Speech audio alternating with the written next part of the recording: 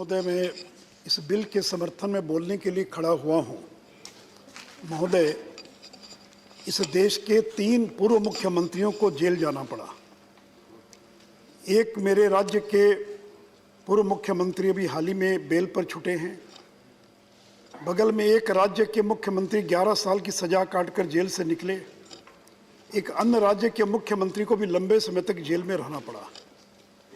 लेकिन नरेंद्र मोदी देश के एक ऐसे मुख्यमंत्री रहे जो 13 साल तक गुजरात के मुख्यमंत्री थे और 7 साल से देश के प्रधानमंत्री हैं। और इन 20 वर्षों में न तो उनके ऊपर कोई आरोप लगा और न ही उनके मंत्री परिषद के किसी सदस्य पर आज तक भ्रष्टाचार का कोई आरोप लगा।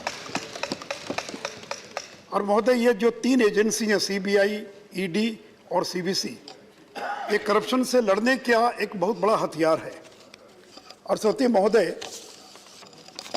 पिछले दिनों जब 2019 का लोकसभा चुनाव हो रहा था तो आदरणीय प्रधानमंत्री जी पर राफेल का आरोप लगाया गया कि राफेल की खरीद के अंदर और भ्रष्टाचार हुआ है। और मैं सदन को बताना चाहूंगा कि जिन लोगों ने आरोप लगाया था उनको न्यायालय के सामने जाकर माफी मांगनी पड़ी।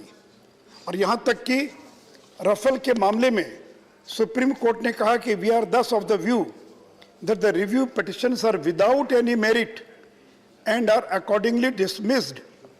We do believe that persons holding such important positions in the political spectrum must be more careful. Certainly, Mr. Gandhi needs to be more careful in future. तो जिन लोगों ने कहा था कि जिन लोगों ने आरोप लगाया था कि सारे मोदी चोर है, चौकीदार चोर हैं, उनको जनता ने सबक सिखा दिया था, जनता ने उसका जवाब दे दिया था। इसलिए अब सत्य महोदय, राफेल के मामले में सुप्रीम कोर्ट ने आगे कहा, we would not like to continue these proceedings further and thus close the contempt proceedings with the word of caution for the contemner to be more careful in future. These applications do not survive for consideration and the same are disposed of. Any other pending applications also stand disposed. तो सत्य महोदय, ये कोई सामान्य बात नहीं है कि सार्वजनिक जीवन में इतने लंबे समय तक रहने के बावजूद अगर किसी प्रकार का कोई आरोप नहीं लगता है। और सत्य महोदय, एक ग्लोबल करप्शन की रैंकिंग में एक ऑर्गेनाइजेशन है that is known as TRACE, and this organisation ये अंतर्राष्ट्रीय बिजनेस एसोसिएशन से जुड़ा एक संगठन है जो bribery risk face by foreign investors, कि जो फॉरेन इन्वेस्टर्स उनको किन किन देशों में और किस प्रकार भ्रष्टाचार या ब्राइबरी का मुकाबला करना पड़ा। तो मैं सदन को बताना चाहूंगा कि ट्रेस के ट्रैक के अनुसार 2014 में जहां भारत 185वें स्थान पर था, 185, वो 6 साल में 2020 में 77 रैंक पर पहुंच गया। हमने जिस प्रकार से भ्रष्टाचार का मुकाबला किया, ये उसका परिणाम था। सत्य महोदय, नरेंद्र मोदी जी की सरकार ने पिछले 7 वर्षों में भ्रष्टाचार के खिलाफ जिस तरह से लड़ाई लड़ी और कहा कि न मैं खाऊंगा न मैं खाने दूंगा, और कहा कि न मैं छेड़ूंगा किसी को और न मैं किसी को छोड़ूंगा, और इसीलिए हमने किसी को जानबूझकर छेड़ने का काम नहीं किया। लेकिन जो लोग अगर भ्रष्टाचार में लिप्त होंगे तो सरकार उनको छोड़ेगी नहीं, उनको छोड़ेंगे नहीं। और सत्य महोदय, हमारी सरकार ने 7 साल में जो काम किया है, सदन को मालूम है कि मंत्रिपरिषद की पहली बैठक में हमने एसआईटी का गठन किया। सुप्रीम कोर्ट का निर्देश था 3 वर्षों से मैं यूपीए के, और पहला निर्णय लिया एसआईटी के गठन करने का ताकि ब्लैक मनी की खोज की जा सके और उस पर कार्रवाई की जा सके। और सत्य महोदय, पिछले 7 वर्षों में जो हम लोगों ने काम किया है, ये मॉरिशस, साइप्रस, सिंगापुर, ये एक ऐसे देश थे जिसके माध्यम से ब्लैक मनी जो है इंडिया में रूट होती थी।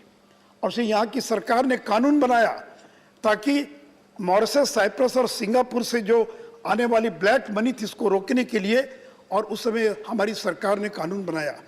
इतना ही नहीं तो स्विट्जरलैंड और यूरोप के बाकी देशों के साथ अगर भारत के किन्हीं लोगों का वहाँ के अकाउंट में पैसा है या उन देशों के लोगों का हमारे अकाउंट में पैसा है, तो हमने इस प्रकार का समझौता किया, real time transaction data with Switzerland and other European countries, ताकि दुनिया के यूरोपीय देशों के अंदर जो बैंकों में पैसा जमा भारतीयों का और यहाँ पर जो पैसा है वह रियल टाइम हमको जानकारी मिल सके।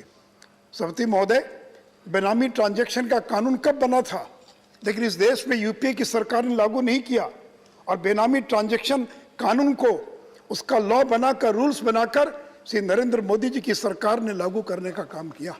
सभापति महोदय, पॉलिटिकल फंडिंग का प्रावधान था कि 20,000 तक कोई अगर नगद देगा तो दिया जा सकता है। यह हमारी सरकार थी जिन्होंने कानून में परिवर्तन करके और पॉलिटिकल फंडिंग को रोकने का प्रयास किया कि अगर 2,000 से ज़्यादा का अगर कोई कैश अगर ट्रांजैक्शन देगा किसी पार्टी को तो उस पर देने पर हम लोगों ने रोक लगाने का काम किया था।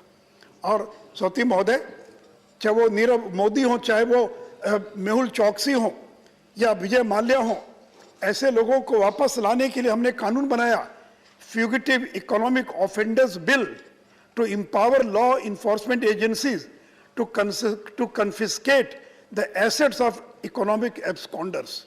तो जो लोग पैसा लेकर भाग गए बैंकों का, इस देश का, उनको वापस लाने के लिए और उनकी संपत्ति को जब्त करने के लिए हमने फ्यूगिटिव इकोनॉमिक ऑफेंडर्स बिल लाकर उनकी संपत्ति को जब्त करने का काम किया।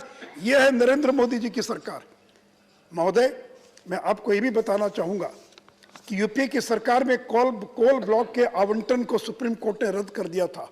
उनके जमाने में नियम था फर्स्ट कम फर्स्ट, पहले आओ पहले पाओ, और उसका क्या परिणाम हुआ कि उस सरकार के कितने लोगों को जेल जाना पड़ा था। और हमारी सरकार ने आने के बाद कोल ब्लॉक्स को ऑनलाइन ऑक्शन किया, जिसके कारण 5 लाख करोड़ रुपए से ज्यादा का लाभ इस देश को हुआ है। सभापति महोदय, मैं सदन को यह भी बताना चाहूंगा कि हमारी सरकार के प्रयासों का परिणाम है कि 31/5/2021 तक का आंकड़ा मेरे पास है कि black money act 2015 have been passed in 166 cases where a demand of rupees 8,216 crores has been raised। Black money act केवल बनाया नहीं बल्कि बनाने के बाद 166 मामलों में 8,216 करोड़ रुपया हमने टैक्स उनके खिलाफ डिमांड रेज करने का काम किया है। Undisclosed income of rupees 8,465 crore has been brought to tax and penalty of rupees 1,294 crore has been levied in HSBC cases। और उतना ही नहीं तो महोदय, undisclosed income of rupees 11,000 crore, more than 11,000 crore has been detected in international consortium of investigative journalism cases। अभी हाल के दिनों में एक अखबार ने Panama cases, paradise papers leak को उद्घाटित किया था और मैं सदन को बताना चाहूंगा, in the Panama paper leaks cases undisclosed credits of 20,078 crore have been detected, and in the Paradise Paper Leaks cases, undisclosed credit of 246 crore have been detected। तो सभापति महोदय, इस सरकार ने कानून बनाया और कानून बनाने के बाद और हम लोगों ने उसके खिलाफ कार्रवाई की। और सभापति महोदय, केवल हमने हमारी सरकार ने केवल बड़े बड़े लोगों के खिलाफ ही कार्रवाई नहीं की, तो जो गांव का सामान्य गरीब आदमी है उसको डायरेक्ट बेनिफिट ट्रांसफर के माध्यम से इस देश का 2,67,000 crore, more than 2,67,000 crore of money has been saved, जो बिचौलिए दलाल मिडिलमैन के पास चले जाते थे। इस देश के हर गांव में दलाल होते थे, मिडिलमैन होते थे, बिचौलिए होते थे, जिनके पास पैसा चला जाता था। हमने डायरेक्ट बेनिफिट ट्रांसफर के माध्यम से इस देश के गरीबों का 2,67,000 करोड़ हमने बचाने का काम किया है। और सभापति महोदय, इस डायरेक्ट बेनिफिट ट्रांसफर के माध्यम से total direct benefit transfer 19,75,000 crore, 19,75,000 crore total direct benefit transfer अभी तक इस देश के गरीबों के खाते में ट्रांसफर किया जा चुका है। और महोदय, सबसे ज्यादा लीकेज था पीडीएस में, जन वितरण की दुकान में 4 करोड़ से ज्यादा बोगस डुप्लीकेट जो फेक रेशन कार्ड थे उनको रद्द किया गया और 1,01,000 करोड़ की बचत केवल पीडीएस के माध्यम से हुई है।